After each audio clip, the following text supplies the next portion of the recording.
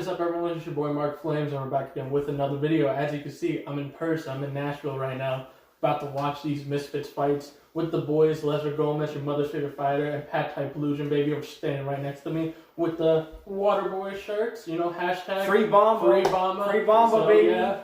World's best boxer. Today we are making the predictions on these fights. Yeah, you know? man, let's go.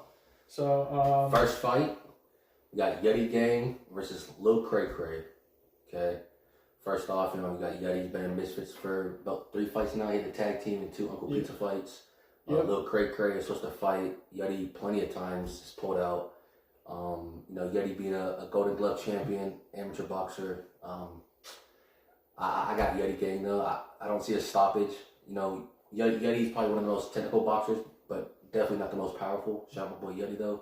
So I got Yeti Gang via unanimous decision. I had the exact prediction, Yeti decision. I agree because but I have a different reason. Not only is Yeti really slick with it, he's also been here before. He's also fought on bigger shows. He's also fought Dean the Great in a tag team match. Okay, and he was doing very, very well against Dean the Great too. So you have someone who's on the caliber. At the time, Waleed and Dean were number 1 and 2 in the scene.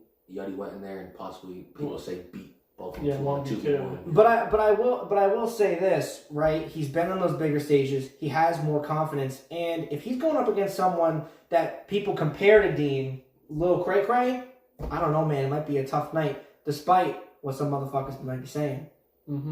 Yeah. All right.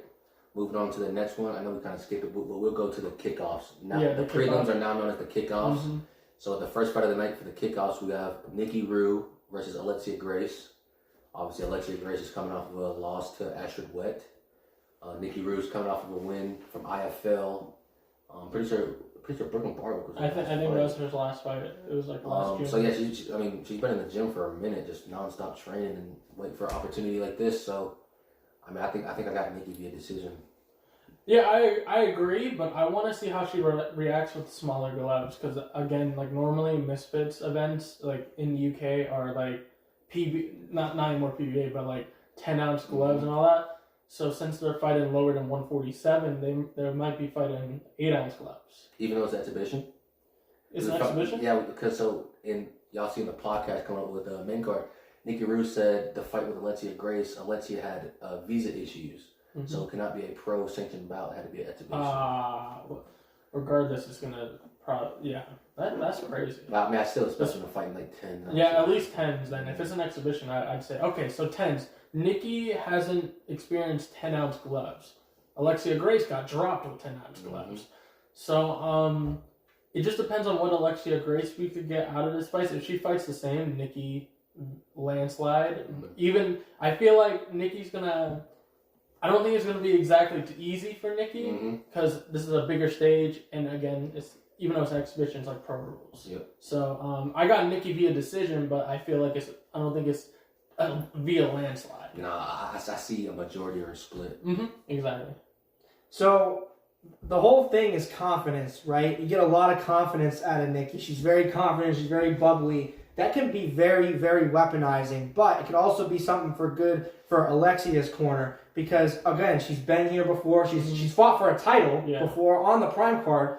So, that's to be taken in, the biggest stage in Misfits so far. But confidence can also be a weapon against you. We've seen this on a smaller scale with Yaze Boxing, someone who is very, very skilled in the ring, but because of confidence, had a bit of issues with the performance on 03. Yeah. Maybe the confidence might be an issue, but I don't know. Nikki seems ready. Yeah. She seems like she's been really wired in. And also you have to remember, she was in contract issues for a long time, so she's been consistently training in the gym. She looks like she's in shape.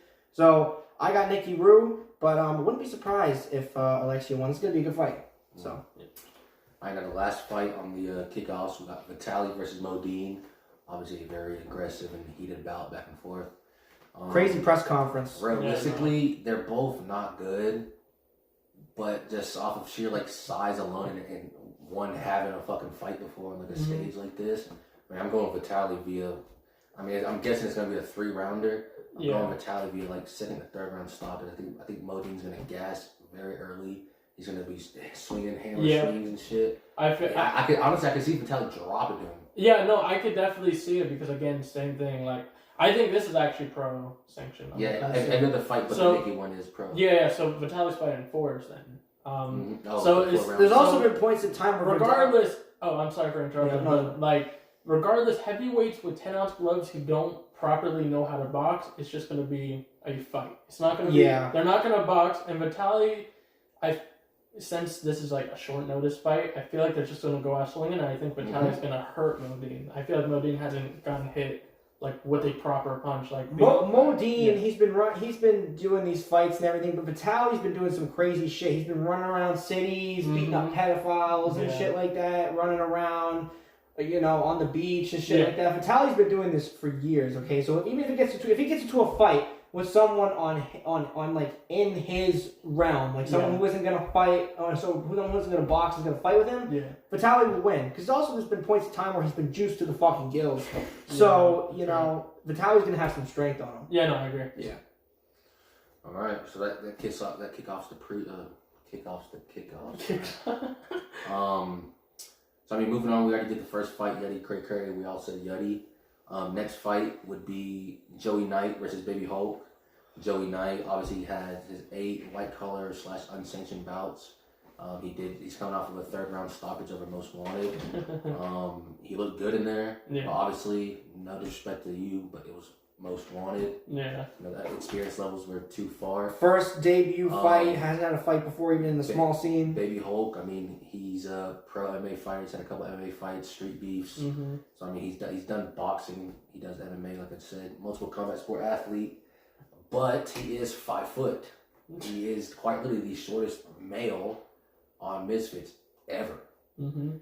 And I think just from pure box, I think he's gonna come up there and make it a fight. But I think Joey's gonna be too slick with the boxing. Yeah. And from Baby Hulk being so short, all it takes is a little uppy. And those uppercuts, man. I keep saying pro sanction because it's been a while since we had a U.S. event, so they're fighting 8s. Yeah, they're fighting 8 ounces. So that's what I'm saying. Like Joey's never fought 8s. Baby Holt's a wild MMA fighter, so he can swing wild. Yeah, he's draw people, knock people out.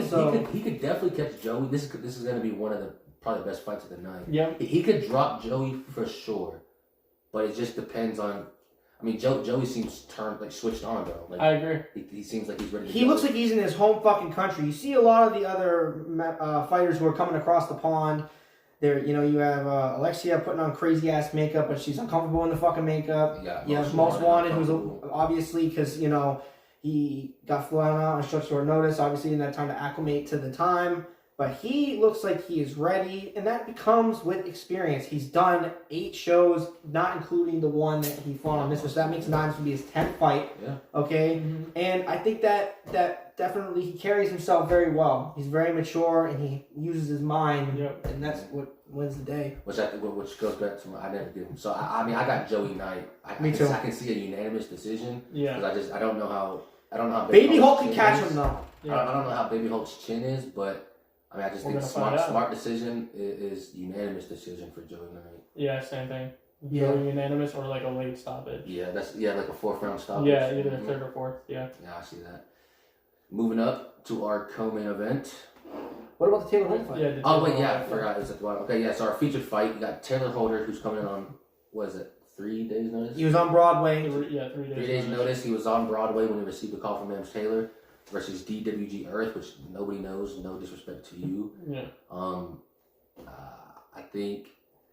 Obviously, he was supposed to be fighting laid back. Laid back. I don't know who that guy is. Mm-hmm. Supposedly, people were saying that this was supposed to be an easy win for laid back. Mm-hmm. So I only assume Taylor Holder would be better than him because I don't know who the fuck the other guy is. Agreed. So I think even though it's on short notice, this is the biggest Taylor Holder we've seen. So I'm assuming he's got the power with him. Mm-hmm. Obviously, he's a technical boxer from his Gibb fight. From what he showed us earlier, we've seen clips of him sparring fucking Canelo. Yeah. So he can box. So he's not no novice. He can box a little bit. So I got Taylor Holder via 1st, 2nd round stoppage. I got him first round. I think he could get done in 1. Yeah. Mm-hmm. Taylor Holder, I think you know, this win will give him a lot of confidence, and because of course he had the weird situation with the Gibb fight. You know what I mean? You can't really blame Taylor for that because he's not the fucking judge. He's a fighter, and you can't say to somebody that got a draw in a fight, you didn't draw because that was the judge's decision. We would have done the same. Okay, we all would have done the same. We wouldn't be like, nah, I lost the fight. This is going to give him confidence to get back in the ring, and we could make a big star out of Taylor Holder. Yeah, especially in Tennessee, you know, in a place where he's in his element. His career is done. Like Tennessee is his career. Yeah. So we all said stoppages, right? Typical stoppages. Yeah. All right, moving on to co-main event, we got the 209 himself, Mr. Chris Avila, the Water Boy, versus Jake Boswick. Obviously, Chris Avila, MMA fighter, boxer, has fought people like Anthony Taylor in both MMA and boxing, and Paul Bamba. Shout out Paul Bamba, free Paul Bamba. You know, Jake Boswick, he is a BKFC fighter, Jake Paul's sparring partner. And I think this is a good fight for Jake, to be fair. The 209 is getting destroyed on this one. The 209 will finally take a loss in influencer boxing, okay? It's going to happen. Chris Avila is going to get knocked out in the second round. You guys can go ahead. Go ahead, Ezra. Free Mamba. I mean, I just think Jake Boswick is probably one of the biggest guys that, like muscle-wise, that Chris Avila's fought. I think he's probably one of the more ruthless guys. I mean, he's not a boxer. He's a bare-knuckle fighter. He's going to go in there and just try to make shit hurt. I'm pretty sure, I'm not pretty sure, I know this is his first fight with gloves on. So, does the power translate the same? We don't know. Chris Avila got a chin. But I would like to see Jake Boswick come home with the victory, and I got Jake Boswick via majority decision. Here's the thing. If Jake wins, I think it has to be knockout because it's gonna be with his last fight where Chris could score points. With the Jeremy Stevens. Yeah. The first round was clearly his, and then Chris, second round to the rest of the fight, just like bullied him, somehow bullied him, and I feel like he's gonna do the same thing. He's gonna shut down Jake's game plan. And then just start bullying him for I'm assuming it's 4 rounds. Yeah, I'm assuming 4 rounds. So I think the first round, if Jake doesn't get him out of there, it's going to be Chris Avila's fight from second to fourth. And I think it's going to be a smooth Chris Avila win, like always. Okay. I mean, you said Chris Avila's getting stopped. So that was the co-main. We went on to the main event, which, I mean, I guess, I know I said earlier there was only one. There's only 2 non-pro fights, and that's the main event and the Nikki Big fight. Yeah. So obviously, we got 2v1. Fox the G versus Most Evil, Most Wanted, and Evil Hero tag team. Obviously, Evil Hero, we ain't seen him since his fucking loss to Adam Sala on the Jake Paul card. Where he dislocated his shoulder. But based off Dean the Great, once a boxer dislocates his shoulder, the shit don't ever stay in place. So, I mean, we could see it pop out of place Saturday. Which, I mean, that could stop the fight, which would suck. But Fox the G coming off the crazy fucking knockout of the night.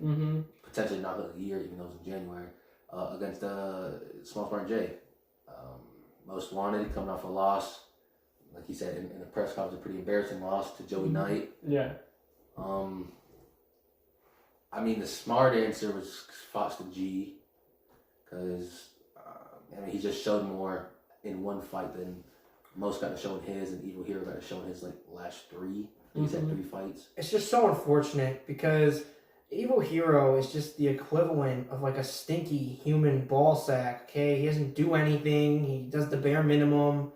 You know what I mean? It's just, I don't know. Most is obviously working hard for this opportunity. Fox has worked hard for this opportunity. I just think with the predicament that Most is in, with Evil being his tag team partner in this 2v1, and with Fox having that round 1 stoppage, I think it's going to be really hard for even 2 people to do this because they aren't in sync at all. They don't talk, anything like that. This is probably even not as in sync as the fucking Yuddy and APAT. This is going to be the worst tag team we've ever fucking seen. And it's not on Most, it's on Evil. So, you know, I think Fox got it because of that reason. I just got Fox. If Evil Hero comes out first, it's going to be first round. Guaranteed. I mean, I think I can not cut you off, but just to back off I think if Evil Hero is going to be the one to lose, just based off of the fucking mental game Fox has been playing with Yeah. that dude, bro. Like, see, I mean, we've seen it today at the press conference behind the cameras and shit. Like, Fox the G is in Evil Hero's head. 100%. He's getting bullied by an 18-year-old kid. That's what I'm saying. That's what I'm saying. Evil Hero's like 30. But almost 30. Literally 30. You're getting bullied by a fucking freshly turned 18-year-old kid. Mm-hmm. Think about that. And you fought longer. God, that's pretty insane. Yeah, that is insane. I'll say most wanted has a better chance of lasting longer than Evil Hero. Well, obviously, sure. they're friends turned foes, kind of. Yeah. Obviously, they both stated in the past that they've sparred each other. Mm-hmm. There's supposed to have been times where Fox the G's got the better of most. Yeah. There's been times where most got the better of Fox the G. Mm-hmm. So, from the community, for me, I mean, if that's a 1v1 fight, based off of their previous fights, you want to go Fox, but based off of the stories that we've heard from the sparring, seems like that fight's closer than we think. Yeah. I mean, like y'all said, I think Fox, but I got Fox via decision. Yeah. It just depends on how much ring time Evil Hero gets. Yeah. It does.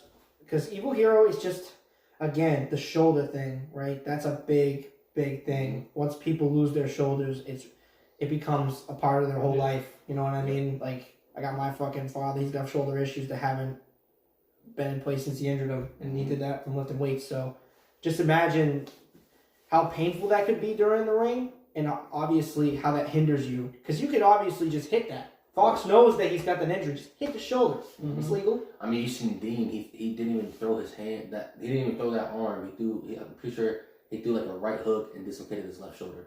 Mm-hmm. So it's like shit can happen. You don't even need to throw that arm to dislocate it. Yeah. He literally just go to block it and just pops up. Yeah. But yeah, that's our prediction. That's the prediction video. Yep, Fox the G. I mean, just a quick rundown. Fox the G, Jake Boswick, Joey Knight, Yeti Gang, Taylor Holder, Nikki Rue, Vitali. I think the only fight, like, I'm the only bystander. We all agree on all the fights but Chris Avere's fights. Yeah. I think that's because I've seen him, like, fight in person. And it's my first time in person. Yeah, so. Exactly. So, so thank you guys for watching. Make sure you guys like and subscribe. Subscribe to their channels. I'll link them in the description, of course. Making a comeback. He's starting some fucking content up, so good time to subscribe. Content coming up, baby. Misfits debut coming soon. We're all three of us about to take over Small Creative Boxing. Absolutely.